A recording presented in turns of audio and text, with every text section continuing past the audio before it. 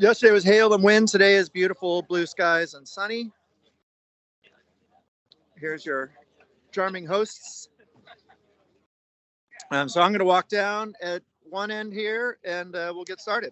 So take a walk with me. Here's these guys working on their HoloLens. Maybe that will come up at some point. Say hello to the crowd. We'll be back for that. There is Sister, for those of you guys who saw the presentations yesterday. This is the Ballena over there in that tank, which we'll visit in a moment.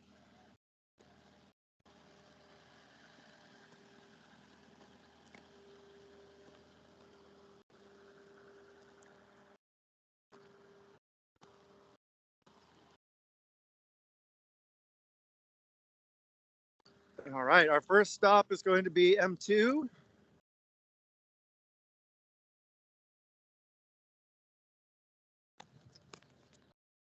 Okay. Here are some of our experts. All right, so I'm bringing the meeting live to the world here. Cool. Here are fabulous people. Hello. So you want to give us a little tour here? Go for it, Sam. Sure. Hello. This is the Marine Monitor, M2. We are primarily a vessel monitoring platform using radar, AIS, additional sensors. And so we believe that we can provide valuable situational awareness during maritime events or monitoring protected areas. We're filling a pretty significant data gap on small vessel activity in the marine environment, especially the nearshore coastal environment. A lot of those vessels fly under the radar and are no longer under the radar using our system.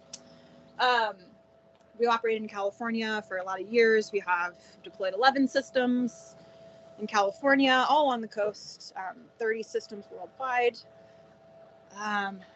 Yeah, do you want to get some footage of the trailer? How about give us a little presentation? What are we seeing here? All right, so here you're seeing a live picture of San Francisco Bay, just on the other side of the trailer. Sorry, there's a little glare on there, but I don't think there's anything I can do about that. Yeah. So you can see the radar imagery, which is the same radar system that if you were on your boat, you would use to see other boats in the area. But instead, we put the system right here on shore, and we're able to track boats in the same way out on the water. And so right now, actually, so there's a ferry coming by. I think it's the Golden Gate.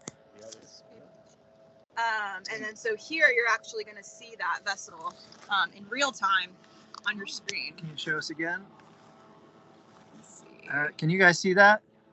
Get a thumbs up if you can see that. So it's right here, and we're updating every 30 seconds. I see a hand up.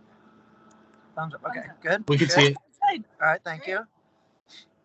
So we're also incorporating AIS. So in this instance, the commercial ferry does have AIS, but we're tracking that with radar additionally, also camera. Give you a little tour in here. Yeah, battery system operates for 5 days without sun. So it's a lot, we generate a lot of extra power. So a lot of opportunity to integrate additional sensors as well. Fully off-grid, full networking system. So a lot of opportunity to integrate other things folks might be interested in monitoring out in the water. Awesome. Any questions out there? I wonder if Annie's monitoring the chat. Yeah, that'd be good. Greg, I'm monitoring it. No questions currently. Okay. Thank you. Yeah, absolutely. Thank you. All right. Thanks, guys, for being out here. Hey, check us out, m2marinemonitor.com. There you go. Yeah. Thank you. All right. We're good with the iPhone? So far, the iPhone's working. Okay. We've been trying to get the HoloLens working, but we're having some connection issues, so we're going through the iPhone now. All right. So next up is Ballena. They brought their own tank, which is amazing. So we can check this out. They're getting no advance notice that we're coming. Okay, good. Okay. we go. Yes, I will be careful while I'm on the phone. All right, guys, we're bringing the world to you. Nice. So here we are. Just get a little view. Do you want to hold this? So I don't know how to get that picture bigger, but you go ahead Sure. and present. All right, so what we have here is the 850 gallons per minute skimming pod module. Our original design was a vessel, and everybody said, what if we don't need a vessel? And so we just took our best guess on a size. We can kind of custom the size to anybody's needs, but this one's actually 4 feet by 4 feet cubed, and so we built a tank to accommodate it. Right now we've got the tank set up to give you guys a demonstration on plastic pellets. We didn't bring any oil with us. We felt like that might not be the best idea to demonstrate, so we brought the plastic pellets. So anything above neutral buoyancy, you can kind of see, let's see if I can get you a better shot into the unit. We have what's called an IFR, an intake flow regulator. And so what's happening is we're using induction pumps to bring in the product into the unit. And we get rid of the clean water as quick as we bring it in, and we hold on to the actual product itself. So if you want to hold the camera real quick, I'll throw some. Awesome. There's the M2 setup down there. You get to see with a trailerable facility. Okay, here we go. This is Hey, what we Greg, have. we just had a request if you could hold the camera landscape, please. Sorry, I heard there was a comment. I didn't hear it. Say that again. Could you hold the camera landscape, please? Landscape. Sure. Yes. Thank you very much.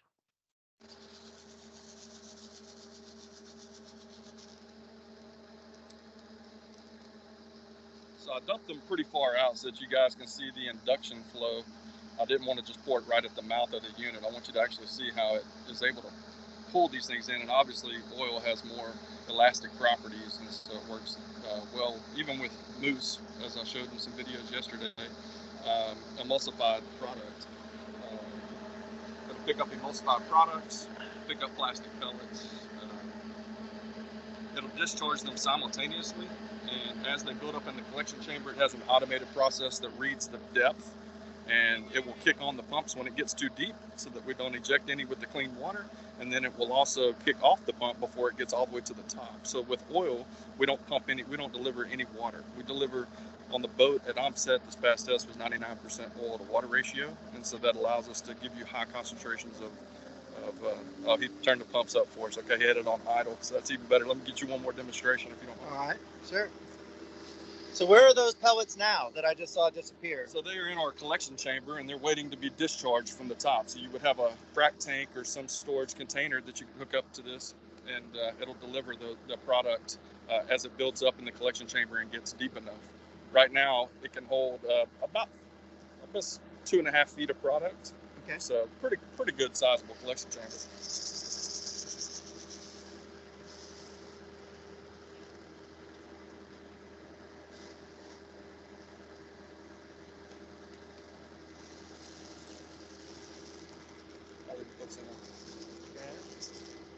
You see it draw around the side.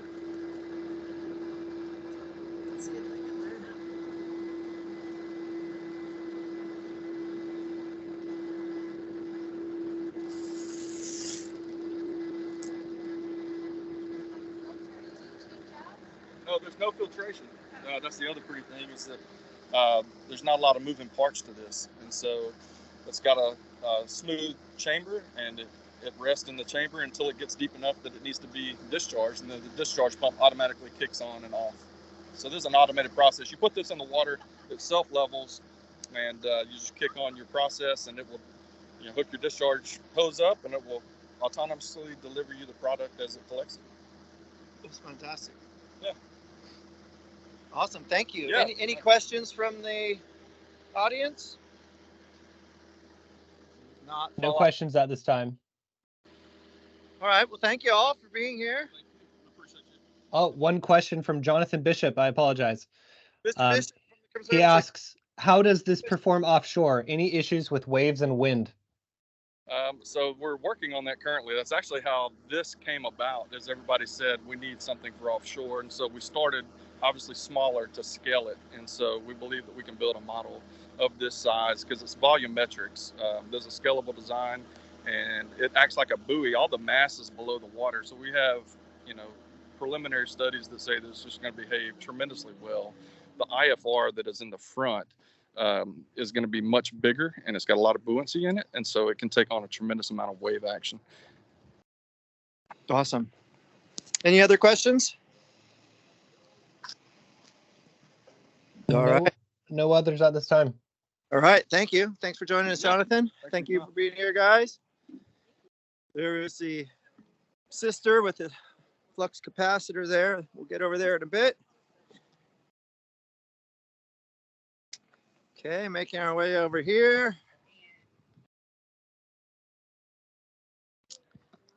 All right. Are you ready to show the world? Sure. Live. Okay, morning. My name's David Fraser. I'm the RV SME for the Enterprise. I'm based out of Houston, Texas. I reside within the Subsea Civil and Marine Engineering unit of CTC. What we have here today is a low logistics RV system. The concept here is to demonstrate to both our partners and also our business unit owners the value of having a very cheap, reliable, low logistics RV system below the water. So this is a battery-powered ROV. It's rated to 100 meters of water depth. It's controlled by a hand controller, which runs off an app on your phone. It has 4 hours of battery life, 1 hour recharge time. It has a 4K camera, so very high quality camera. It will record in true 4K. It's able to both simultaneously record video and take digital stills at the same time. It's very easy to use. Within CTC, we have a number of these units which we can loan out if we have interested parties, as well as a few of our BUs and asset owners are starting to buy these themselves because they're seeing the business case and the business value. Other than that, let's drop it in the water. Can we drop it in the water? Sure. The whole at sea, We probably won't be able to see. I was looking at the screen earlier, and there's about 10 inches of visibility here in the bay at the moment. But we were able to get down to the bottom and see the bottom. What's the length on this cord here? 100 meters. So 100-meter distance. And 100 meters of depth. You can get longer cables if you want, or longer tethers. But really, pretty much all the use cases for this system is less than 100 meters. Okay. I'm sorry, we're mindless factotums. We do what we're told. I remember that was being discussed, so we did talk through that. Okay. Someone's not on mute. It sounds like. Well, I thank you for your attempts, Michael. We're going to go ahead and get this set up to kind of showcase a little bit. Be quiet. Thank you. I mean, that is like a project in its own. Yeah. That's our folks trying to get on the HoloLens.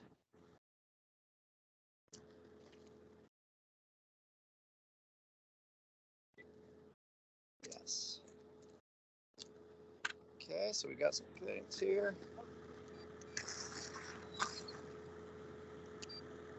See, we've got decent current at the moment. Just run this out. So this unit has full 6 degrees of freedom. You can look up, look down, look to the left, look to the right, lateral left, lateral right, and obviously go forward and backwards. It's very easy to learn how to operate. It normally takes about 15-20 minutes in a pool or a situation where you can actually see the ROV system to get used to the controls. Then you can go to work.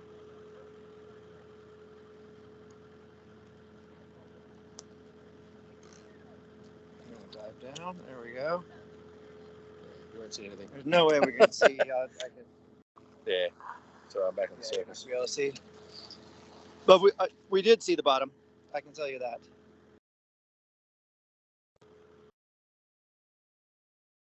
And we were commenting while we were here that the resolution was definitely such that you'd be able to see sunken oil down there pretty readily. And that, as again, was a foot of visibility in the water. And this particular unit, it sells delivered for around $3,000. You can buy them off Amazon or through a local drone store.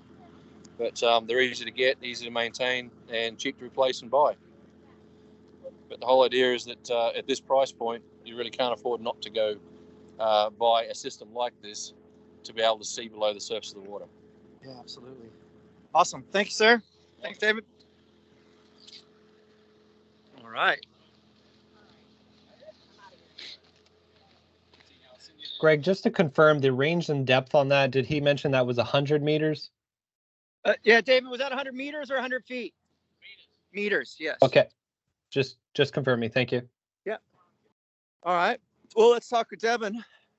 I'm actually your host here and part of this app, so I'm not going to really be able to show myself that well, nor am I going to, you're not going to be able to see my screen. So I'll just give you a quick overview and then I'll let Devin talk here.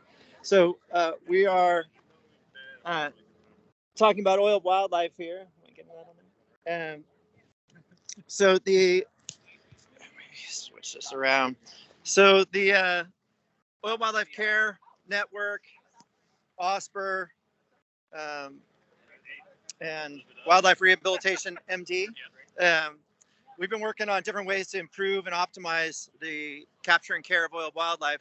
So Devin, his team have developed the Wildlife Rehabilitation Medical Database, WORMed, a long time ago, I guess. Yeah. And then more recently evolved to be OWORM, the Oiled Wildlife Rehabilitation Medical Database.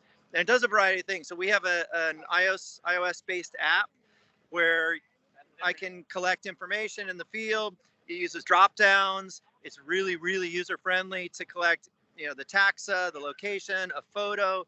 We use a QR code based on a tag. So every individual animal that we capture, as soon as we capture that animal, it gets a unique number. That number stays with the animal all the way through to transport, field stabilization, care, until release. So we have a good tracking of each individual animal, and we can find out where they are.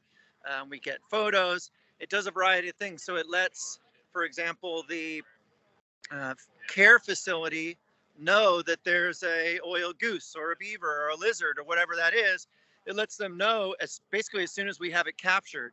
So they can be getting ready for, hey, we're going to need to have this sort of cage or this sort of wash or this sort of situation, rather than waiting for a phone call or waiting. And it means that the person out in the field doesn't need to call and tell them, hey, I've got this coming. They already know what's coming. So from the data sharing standpoint, it lets the team know what's happening in real time rather than waiting, as I say, for phone calls.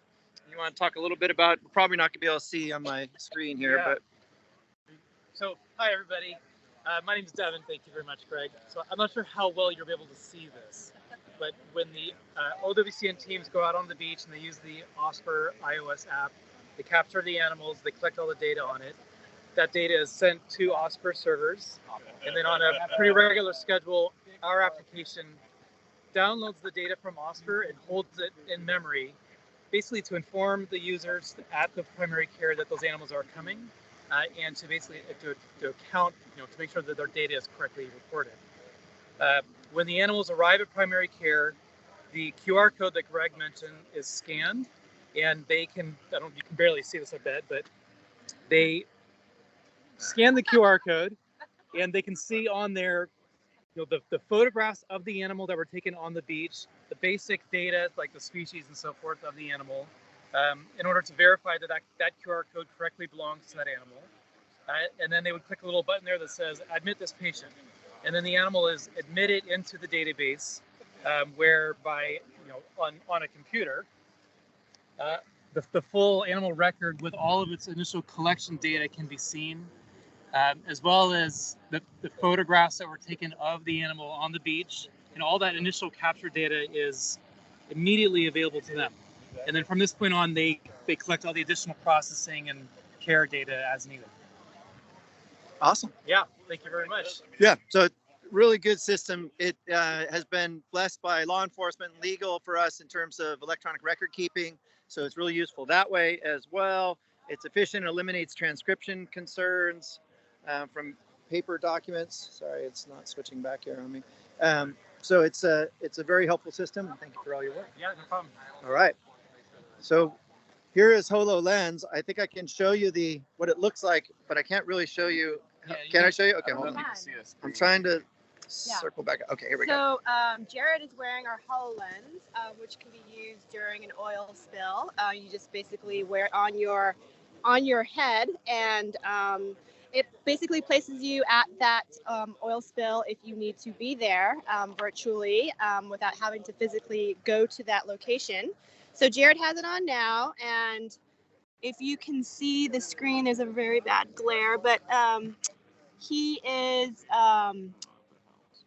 this computer, it streams to a computer. So if you are at your computer and someone is at the site, they can show you what they're looking at. So this is kind of placing you there virtually. Has some different features. It can record if needed. What else can I tell you guys? It can draw. It can draw. Can you draw something? Can we see that? Oh, here. He's drawing right now. Bad glare. There's such a bad glare. Yeah, it's not great. Oh, I do see something moving around there. I don't know if you guys can see it. There's like a little, you can see Jared's fingers moving around there. You do need to get a picture of Jared doing it. So Oh, it really does look like a Iron Man sort of thing. it does, yeah. So this is one additional capability that we can utilize during a spill. Any questions? Nope. No? I think that's it. Okay. Awesome. Thank you, guys. Let's keep going over here. Those of you guys are missing out on a basket of granola bars. And we're now over at Blackline Safety, coming to you live. How are you? How are you? Connected technology here. Blackline Safety, 4 pillars of our operation. One is our GPS data and tracking capabilities. Second is the modular function of gas detection. Third is our data analytics piece. And fourth is the communication side of this. From a lone worker safety feature, we have no motion. Built into our devices, we have fall detection, check-in timer, SOS latch pull for any emergencies, two-way intrinsically safe push-to-talk capabilities, and text messaging to go with it. Is it satellite, cellular? Cellular, connected off of cellular and satellite capabilities as well. Awesome. And two-way texting? Two-way texting capabilities as well. And our area monitor right here at a larger scale. 30-day battery life. Also can connect through cellular and satellite capabilities. 18-hour battery life on this device. That's fantastic. Yeah, super cool. Blackline Safety. Awesome. Thank you, sir. So much. Appreciate it. You betcha. All right. Here we go. Hello, Rex. What do we have here? What do we got? Talking about sorbent here. Pump and cell foam. Yeah, take a look at the We've got olive oil in water. All on water. Selling it to farmers. Cell foam here, reusable.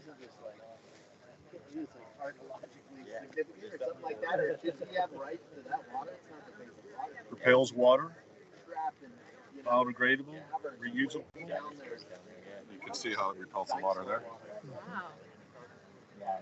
Absorbs the oil. You have it. Reuse it again and again. We know something about that in Australia. Oh my goodness. Go back and you can even use it to wipe the sides off. Absorb it. I think you said 25 uses. 25, 50 sometimes, depending on how harsh the environment is. Mm-hmm. Reusable. Look at the water. We got the sun there. So if it's a thicker oil slick, then you may have to go back a few different times Right. and use it. So we have automatic ringers that we can actually make 36 inches wide. So we can have it 30 Is that a saltwater solution? foot long. And we I'll can ask. actually- Hold on. Saltwater or freshwater? This is freshwater here, but it doesn't make any difference on our side of what it's floating on. So we've actually got booms we can actually roll through the automatic and you can put back in the water. Say you're on a boat, so I can make them 60 foot long, and we can just wring them out, put them back in the water right behind you. So then go back again, start all over again, and lay them out in 60 foot booms. You can also wring out the eelgrass too.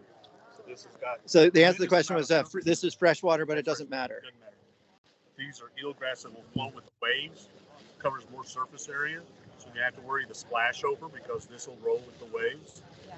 Tremendous amount of surface area to gather it. You can wring this back out and reuse it again. And what do we have here? Same. You can actually weight this. If the oil is a little bit deeper than on the surface, we can actually weight this and go this way. And it'll actually bounce up with the wave system here. We put a float on this side here. This wants to float anyway, but that way if you've got oil at say 6 inches below the surface, we can actually absorb that oil too.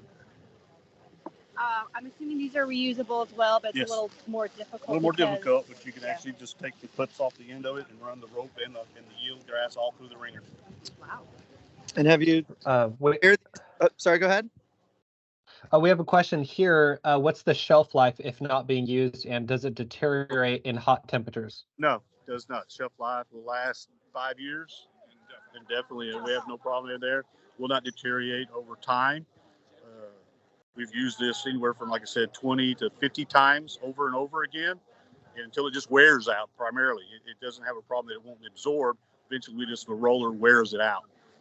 And then it's biodegradable. Once you wring it out, then you can actually take it to a landfill and get rid of it. And I think you mentioned yesterday in comparing it to the traditional sorbent pads, it's a different material. It has good results, high sorbency. Yeah, it's made from a medical grade polymer, and what separates this from other plastic materials, there are no plasticizers or additional chemicals. And there's another application where it's actually FDA approved as a medical device to carry a lotion, and the contact angle, to get technical, is of 120 degrees. This meaning that with water it's hydrophobic, and the contact angle with oil is 15. So that exceeds all other polymer materials. And then we expand it or foam it to expand the surface area. So we had things that seem obvious, high sorbency and less waste. Yes, correct. Not to mention, theoretically, we're generating less waste water to deal with. Look at the volume that you would take and not absorb. It's absorbing mostly all oil. This actually can be re-ran, and you can actually save this oil in some cases. So if I'm in a tank battery or facility, and we have a drum roller, we can actually take that oil from, say, inside of a berm or something that's been spilled. We can put that in a drum, and then we can put that back into the tank. So you don't have to dispose of that. So that's actually more oil that you recovered that you actually put back in the tank battery facility. That's awesome. Thank you, guys. Thank you. Yeah, I want to do this for the rest of my life. All right. Almost demotivating. We're Hello. Chris and Chris, right? Yes, That's right. we are bringing the world to you. So, are we streaming this? Yes. Hello. Pleasure to be here. Beautiful sunny day in San Francisco Bay, which we want to protect from oil spills, of course. This is the sleuth oil spill detection sensor. It's based on UV fluorometry, so it's an optical sensor. Oil fluoresces when exposed to ultraviolet light.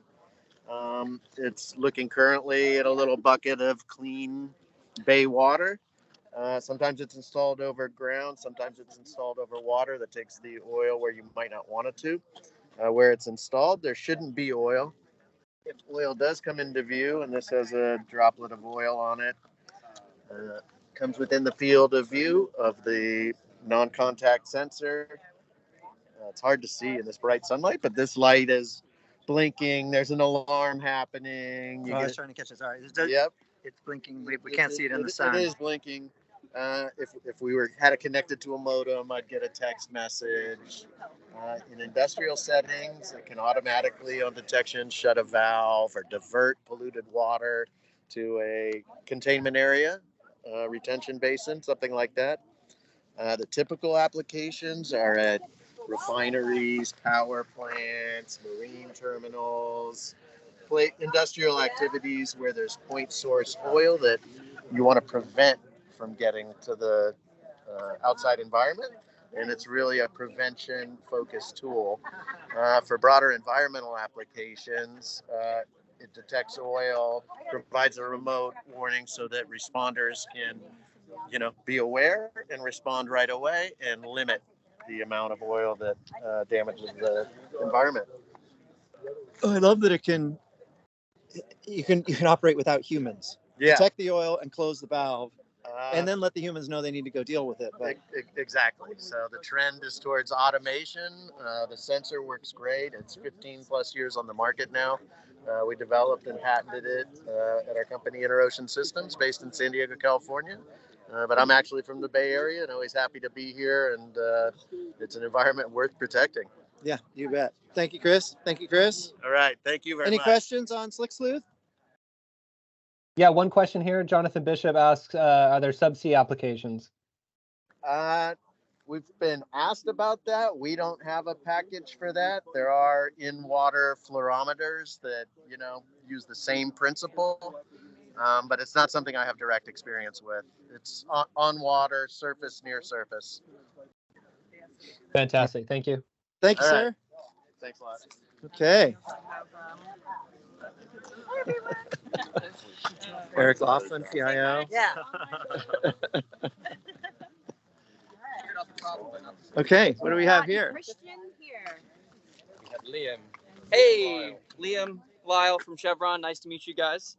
I'm going to show you guys the, excuse me for a second while I try to connect. We're going to get a sample of the application survey 123. Let me go to that application. Here we go.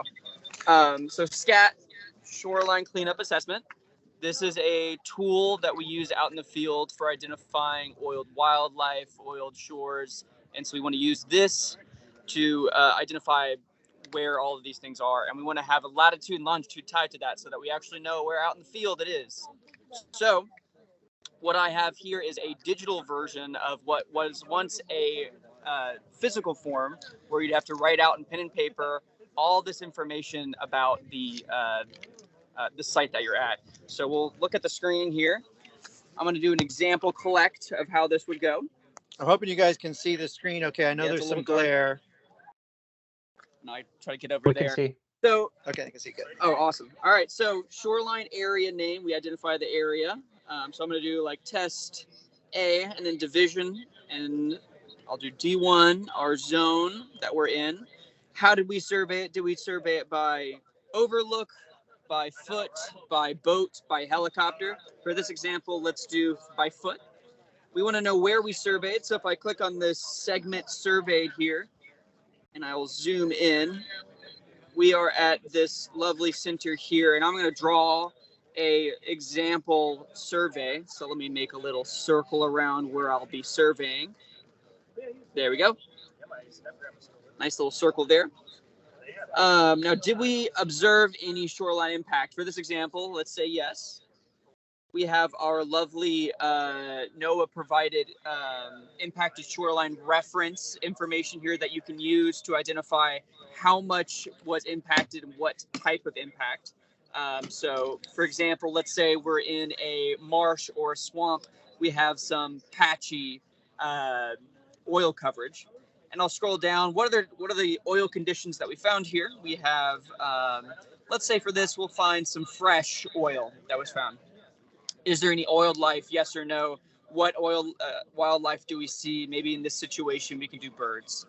Another really important thing is to give the command some information about what's going on, is to take photos. So for this, let's just take an example photo. Boom. And that's now uploaded to that form. And is there any other information about it? Is there access restrictions? Is there cleanup recommendations? Maybe we need to identify what type of PPE to bring. And after we're done with all that, we're filling in all the information. We hit the check mark, survey complete. If you don't have Wi-Fi or internet at the time, you can save it for later. A lot of the times out in the field, sometimes you don't have internet. So this tool is able to work completely offline. And once you get back to a place that has internet, you'll be able to send it, and that gets sent up to a common operating picture so that incident command can instantly know that information without you having to write in a form and without you having to, I can go to all the ones that I've sent. So these are the example ones that I've done. If I go to a map here, we can see if I scroll in. some of the example circles that I've drawn. So we have now looked at 3 in this lovely conference center here. And Incident Command will be able to look at that and get the information needed. Cool. That's terrific. Now, for any questions? Jonathan? No questions currently. Awesome. All right. Now, let's say we wanted to get airborne. Thank you. So we'll have you just take a look at the drone that he's going to. So good morning, folks. Do you want to drive, or do you want to be in it? Sure. So is it looking at me? Yeah. So hi, Christian Hazelwoman with Chevron Technical Center based in San Ramon. We have a range of different drone platforms that we're demoing today. I'm going to show you one particular platform that we have where we have the Polaris Pixis camera integrated on that. But we have another couple of platforms we're also showing. We have the big orange drone here is a mapping platform called the Wingtra. We hope to fly it later on.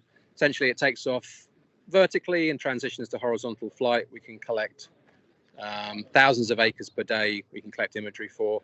We have a little Mavic 3 Pro that we use for like emergency response. Again, like prosumer drone, very easy to fly. We've done work off vessels with that. And then we're going to demo, you can see we have an M600 platform with a Polaris Pixis camera. We're going to fly that shortly. The Polaris Pixis camera, David Chenault talked about yesterday with his presentation at the workshop. Essentially a polarizing thermal infrared camera that we can use to detect oil on water. So we have a little kiddie pool with some biodegradable motor oil in the center, and we're just going to show the capabilities of the Polaris Pixis camera to detect that. So Greg, if you can take over, and I will get the. While you're getting that started, you guys probably can't see, and I don't seem to be able to zoom in, but there are some western bluebirds hanging out with the house finches over there. We can show the video stream on the camera. Okay. Okay. Oh, I think that's the coolest looking drone I've seen here. You agree, Rob? Oh yeah. Okay, so. Okay. So let me get situated here. So we have the hand controller for the M600. We have the tablet. We have it connected to a TV screen right now. Do you want to share the takeoff? I think that's Oh, probably the coolest. Yeah. I want to see the legs retract. That's why I'm here.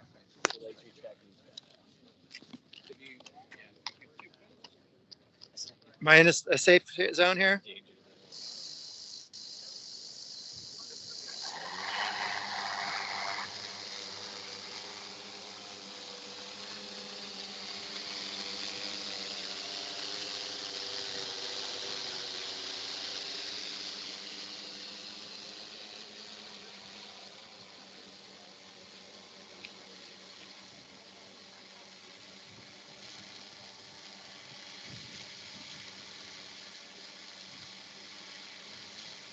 You want to maybe articulate the camera a bit? Looking at the pond, you can see on the TV that I can show you the video.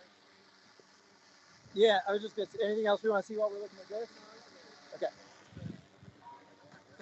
Boring old drone. Boring old drone. Okay. So with this particular integration, we have a visible camera, and then we have the Polaris Pixis thermal infrared camera. So with the hand controller, we can swap between the visible camera and the Polaris Pixis camera like that. Oh wow.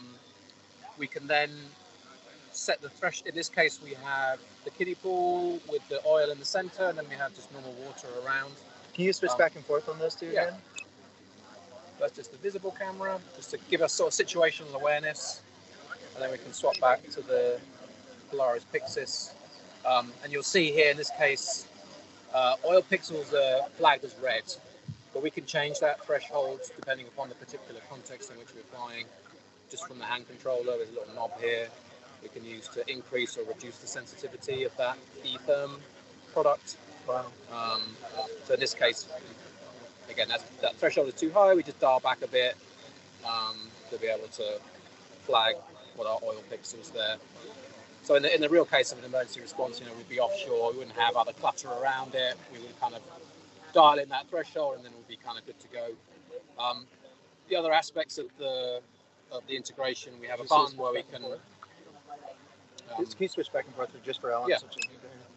That's just the visible camera, and then we can swap to the Pixis camera. And then I see we're actually recording. There's a button on the hand controller, and we can start and stop recording the Pixis video stream. I think it's still recording, but what that will also do is to create a PDF report. So if we have a particular area, we detect some oil, we want to flag it, we press that button, it will create a PDF report with a visible image and with the polarizing thermal image. So super flexible. So yeah, that's the Polaris Pixis thermal imaging system on a drone. This is the kind of first generation of the integration. As David Sinault mentioned yesterday, they're working on the next gen system that will be a much nicer integration. It will be able to be deployed on a smaller drone. This is quite a big beast of a platform. It is. So, the next gen will be able to be integrated on an M300 type platform, so a lot smaller, give us a lot more flexibility, and then be able to sort of definitely be used more frequently than this thing. Kind of a big bird. So yeah. Awesome. Thank you, Christian. So hey, Greg, Jonathan, first of all, says wow, but he asked, does it work at night?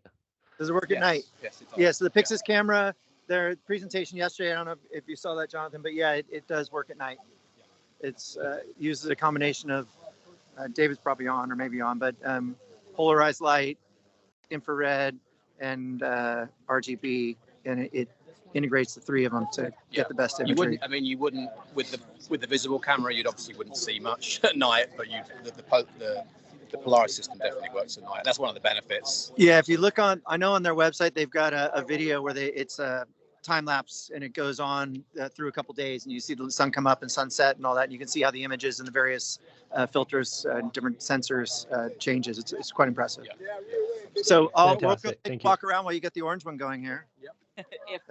If we get the orange one going, and then I'll just show you that oil that we're looking at. I mean, it really is not a lot of oil there, but was pretty readily visible in that. And you probably can't see there's a tiny bit of sheen around the outside. I think that's what that scatter was.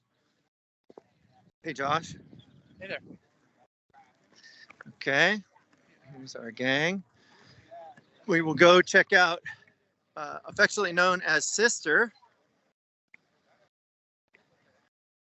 Ira, are you ready to bring it to the world? Sure. Okay. So, hi, I'm Ira of Bubbleology Research. This is Sister, Standard Instrumentation Suite, truck-enabled for response. It is an air quality monitoring laboratory in a pickup truck that can go off-road or at highway speed. It was designed and developed to validate satellite data, which means it has to work fast and accurate. In other words, within a few seconds, a satellite will collect data over, say, 100 kilometers, and then I got to survey it before the atmosphere changes. So one of our keys is our wind measurement, and so we can measure the winds to a couple of 10 centimeters or so per second accuracy while driving at highway speed. And you have to get it out of the bow wave. So the bow wave of the truck kind of goes like this, and we're above it and out of it, so we get a good reading. Wind is a really important measurement, so we have redundancy. GPS is a really important measurement, so we have a GPS in the front and the back to give us redundancy, and also when trees or something block one, the other one, so we know, the way I like to say it is, if you don't know where you are, you don't know anything. Let's come over here. So we have as well banks of sample canisters that we can use to collect air samples for analysis in the lab. And what's really important is that we can do this in a way that we know what the context is. So we're collecting it in the atmospheric context. Let's take a look over here. So this is showing our real-time display. We do 14 different gases, meteorology, radiation with Geiger counters. We also do aerosols and solar spectroscopy. We have real-time data that we can visualize, so we know where to take a sample. And we know where that sample wasn't taken in the context of the atmosphere, which is always changing. So when we get the analysis back from the lab days or weeks later, we know this was taken in the plume, at the edge of the plume. This is where, you know, because you can imagine you might be here, you take a sample, you don't know anything, but the emissions from the oil slick are all 1,000 feet away and your sample's meaningless. So this gives us the context. We do methane and we do ozone, criterion pollutants.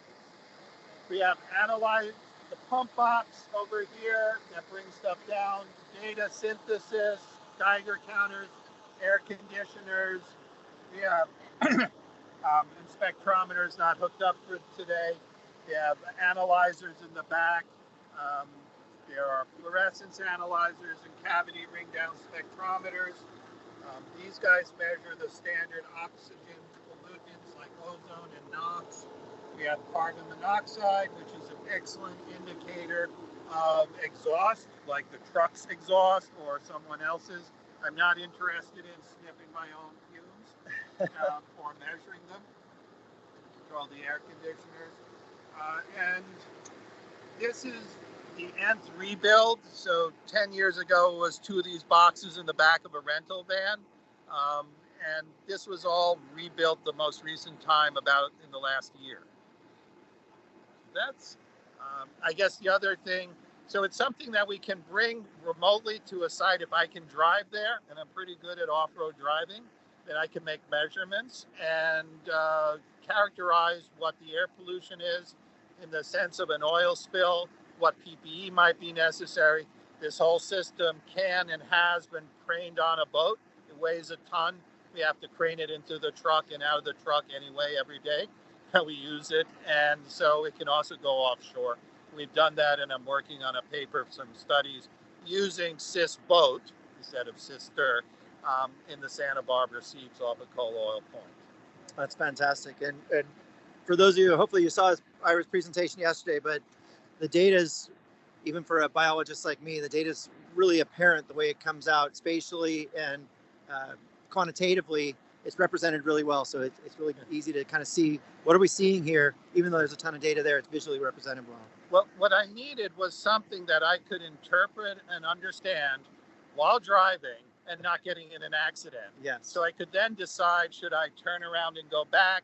Should I go left and right and survey upwind or downwind? So we spent a lot of effort in making it so a glance would give you the information you need so you can really watch the road.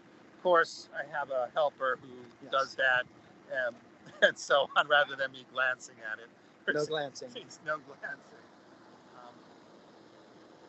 We also have a ceilometer, which is this here, and that actually does profiles of the aerosol optical depth to 25 kilometers above us as we drive. And so that actually lets us know where the boundary layer is and if the pollutants are being trapped, at what height they're being trapped. Like an inversion layer? Yep, so we can see the inversion layers up ahead. There are mud, get out of mud trends. So, and we have to have good music. Awesome, Okay. Thank you, sir. You're welcome. Pretty impressive piece of equipment. Thank you.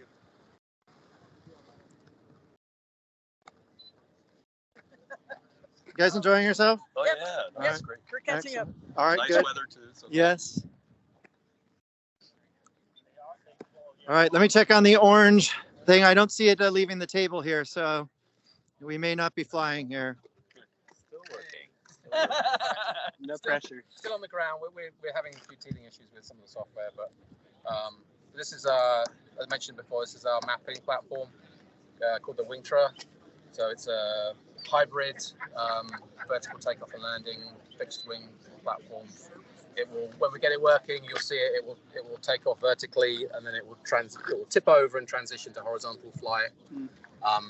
You define a flight plan. You define an area of interest, and it will lay out flight lines for you. Click a button, and it will basically take off, fly the mission and land. So, you know, really no no flying per se, but you get really high quality, you know, sub-inch resolution imagery. In this particular case, we have a visible camera. It also has we also have a multispectral payload. So this is just a Sony visible camera. It's really easy to swap that payload out. Pass it around. Little cover here. There's a couple of screws you undo. You can pop that out and then swap in a new payload. It also has a PPK GPS antenna, so you can get really high quality positional information, survey grade, like XYZ. Comes with a tablet. You do your flight planning. That's about it, really, I think. And the batteries go on the top here. So we have these two little batteries that you pop in there as pairs. Connect it all up. Do your flight planning, and then launch, and it will go and do your mapping mission. So all right. We hope to have that demoed. May not be in time for folks online, but maybe I can share some videos of it taking off and landing, because I think it's kind of cool. So, yeah, if we get some video, we will we'll post it with all the presentations from the workshop. Cool. Okay, thank you. Thank you, sir. So let's see here if I can swap this around. Okay. So thanks, everybody. Glad you were able to join us for the workshop. Thanks to all the presenters, everybody who helped make this go together. There's an awful lot of work involved in it. Hopefully you're looking forward to our 2025 Spill Response Technology Workshop that will be coming up. Hope we will see you at drills and not at spills here in the future. Be kind to each other. Have a great day, and we'll talk to you soon. Thanks a lot.